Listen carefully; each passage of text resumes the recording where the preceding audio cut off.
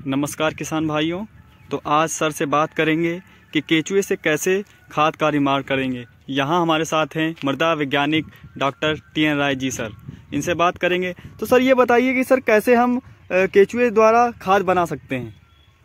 प्रिय किसान भाइयों, जैसा कि आप लोगों को ये विदित होगा कि कृषि विज्ञान केंद्र हरदोई द्वितीय आपके जिले में वर्ष 2018 से कार्य कर रहा है। उसी की कड़ी में हम लोग, चूँकि हमारी खेती, अपनी खाद, अपना बीज, अपना स्वाद, इसके तहत हम लोग केचुआ की खाद का निर्माण अपने केंद्र पर कर रहे हैं और इसको किसानों में प्रदर्शन और प्रशिक्षण के माध्यम से भी जानकारी दी जा रही है।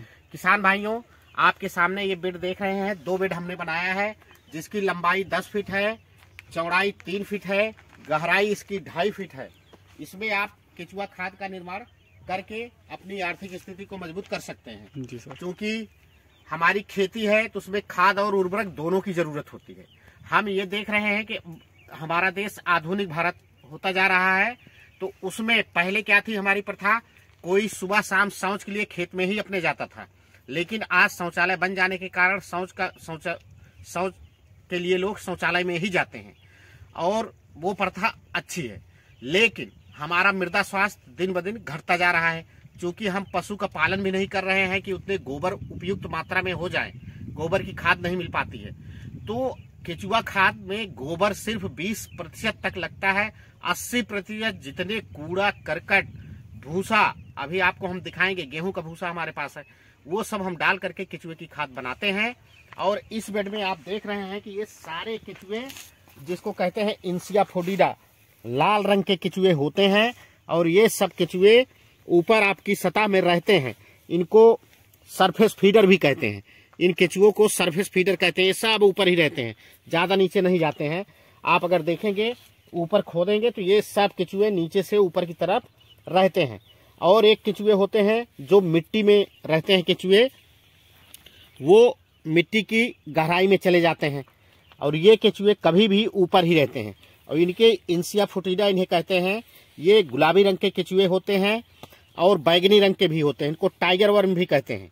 ये सरफेस फीडर होते हैं। कभी भी आप जहां जाएंगे ऊपर ही ऐसे हाथ लगाएंगे तो केचुए ऊपर की सतह पे ही मिलेंगे।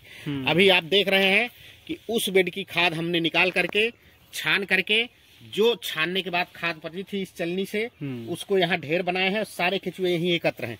नीचे अभी आप देखेंगे तो एक भी केचुए आपको जल्दी नहीं मिलेंगे, क्योंकि ये ऊपर को ही भगते हैं। ठीक है, तो ये नीचे की टंकी नीचे है, यहाँ पर देखिए एक भी केचुए नहीं है, सब जा करके ऊपर रुके हुए हैं। जब इनको एक बराबर टंकी को भर देंगे तो सारे केचुए ऊपर पूरी टंकी में हो जाएंगे बेड में। तो इनसे ये खाद हमारी, जैसे इसका बनाने का तरीका है, मैंने बेड की साइड आपको बता दिया। उसके बाद इसको बनाने के लिए सबसे पहले इस टंकी का निर्माण आप देख रहे हैं, सतह से ऊंची होनी चाहिए। तालाब की मिट्टी ला करके इसको पूरा हम भरे हैं, फिर इस टंकी का निर्माण करवाए हैं। और एक टंकी जो है 2.5 फीट गहरी है और 10 फीट लंबी, 3 फीट चौड़ी है। इसमें हम करते क्या है, टंकी बनने के बाद भी जी सर, सबसे नीचे एक लेयर कंकड़ पत्थर की रखते हैं, छोटे छोटे कंकड़ जो आते हैं। उसके बाद बालू की लेयर डालते हैं। उसके ऊपर कूड़ा करकट हम रखते हैं। कूड़े करकट में गेहूं का भूसा हो गया, बाजरे का भूसा हो गया, ज्वार मक्का के भूसे निकलते हैं, या मक्का की जो डंठल होती है उसको भी काट के हम डाल देते हैं। धान के पुआल को डालते हैं, गेहूं का पुआल। पशुओं के खाने के बाद जो चारे बच गए, खराब हो गए, 15 दिन उनको रख देते हैं। अब सड़े जब हो जाते हैं तो उनकी एक लेयर बिछा देते हैं। उनकी लेयर बिछाने के साथ साथ अगर आप अपने घर में सब्जी बनाते हैं तो सब्जी के छिलके जो होते हैं उसमें भी काफी मात्रा में सूक्ष्म पोषक तत्व होते हैं, उनकी एक लेयर डाल देते हैं। उसके बाद हम गोबर की हल्की परत डालते हैं। उसके बाद फिर हम कूड़ा करकट डालते हैं।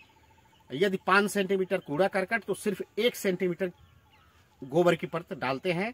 5-10 दिन पुराना गोबर, गर्म गोबर ना हो, उसको डाल देते हैं। और ये प्रक्रिया हम करते जाते हैं। जब बेड एकदम ऊपर तक भर जाती है तो ऊपर की लेयर थोड़ा हम मोटी रखते हैं गोबर की खाद की। जो गोबर हम डालते हैं केचुओं को खाने के लिए, वो लेयर भी हम 5 से 10 सेंटीमीटर कर देते हैं और उसी में हम केचुओं को डाल देते हैं। और केचुए, एक बेड में हमने सिर्फ 1 किलो केचुआ डाला था। आज की डेट में हमारे पास एक बेड में कम से कम 25 किलो केचुए हैं। केचुए से एकदम हमारी बेड भरी हुई है।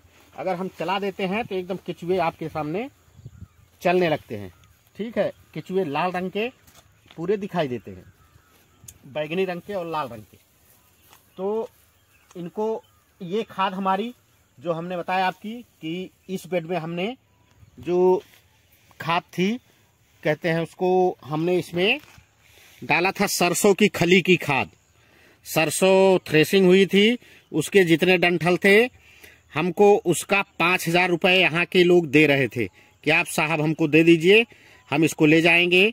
लेकिन चूंकि हमारा कृषि विज्ञान केंद्र कार्बनिक खाद का निर्माण करता है, किसानों को जानकारी दी जाती है, हमने उस पूरे जो सरसों की डंठल की बने हुए थे उनको सबको हमने क्या किया, इसी टंकी में भरवा दिया और आज ये सब खाद बनके हमारी तैयार है।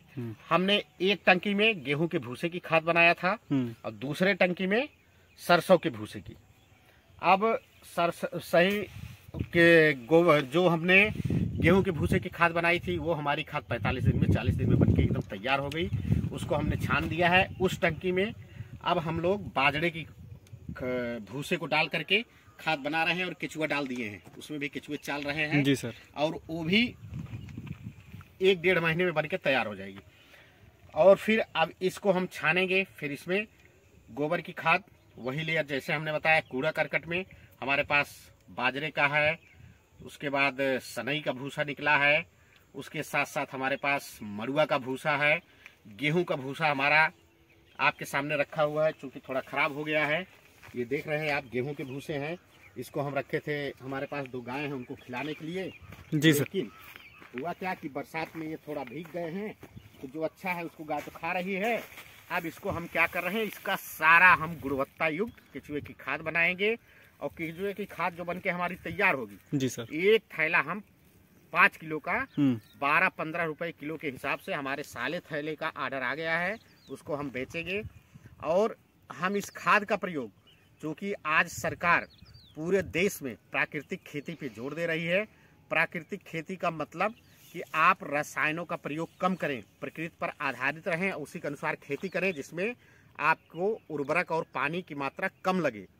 तो उसमें आप केचुए की खाद बना करके प्राकृतिक खेती से अधिक लाभ ले सकते हैं।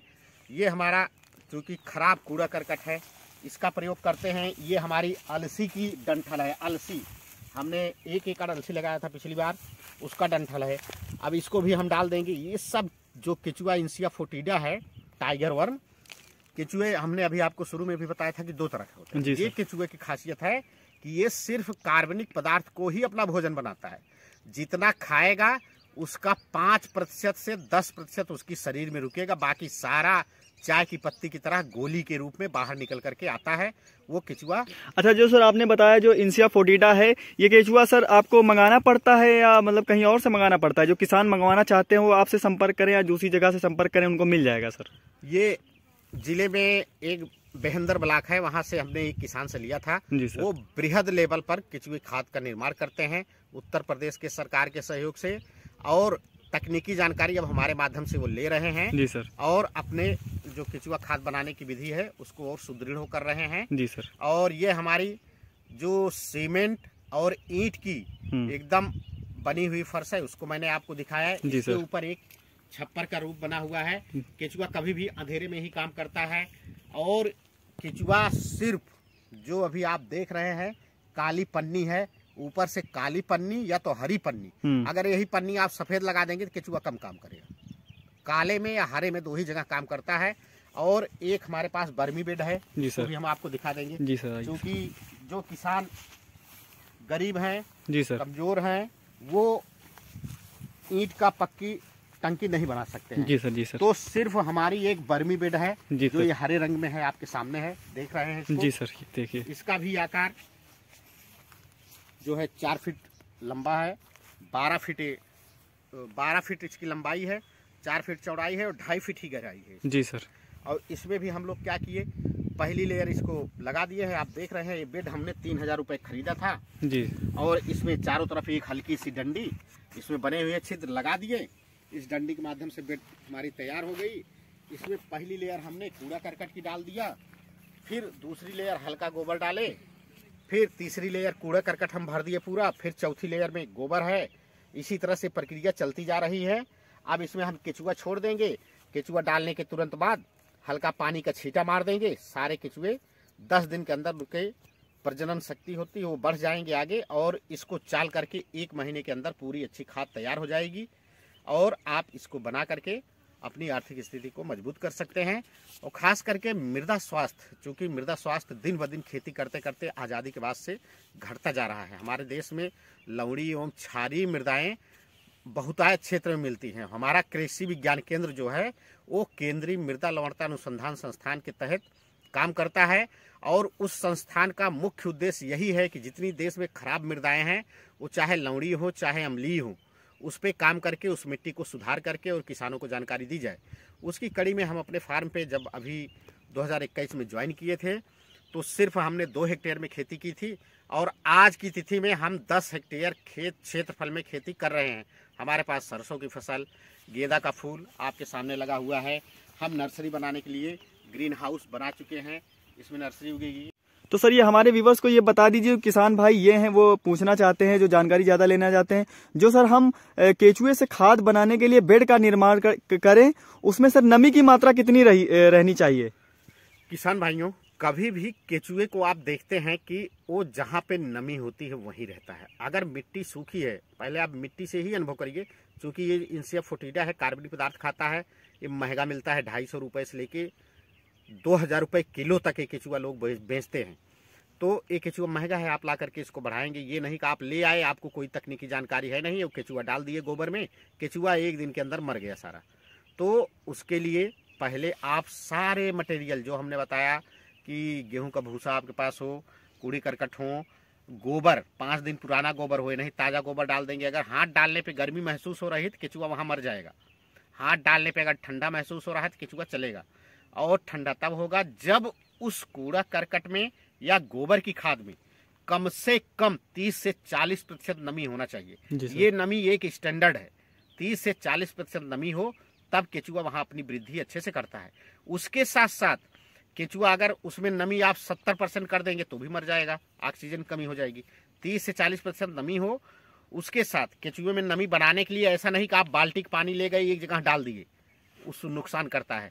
हजारा आता है जो फब्बारे के रूप में पानी गिरता है, झमझम झमझम बारिश जब होती है जैसे, जी सर, वो पानी जब ऐसे डालेंगे आप, तब केचुए की ग्रोथ अच्छी होती है और उनकी संख्या बहुत ज्यादा बढ़ती है। तो नमी, जिसको हम मॉइस्चर कहते हैं, 30 से 40% हर वक्त आपके बेड में बनी रहे। जब ज्यादा नमी हो तो उसको सुखा दो, जब कम नमी हो तो हजारे की सहायता से पानी डालो। जी सर। अच्छा सर, ये कह रहे हैं कि सर ये खाद है इसका हम हर प्रकार की फसलों में इसका इस्तेमाल कर सकते हैं सर? हाँ, इसका प्रयोग आप किसी भी फसल में कर सकते हैं।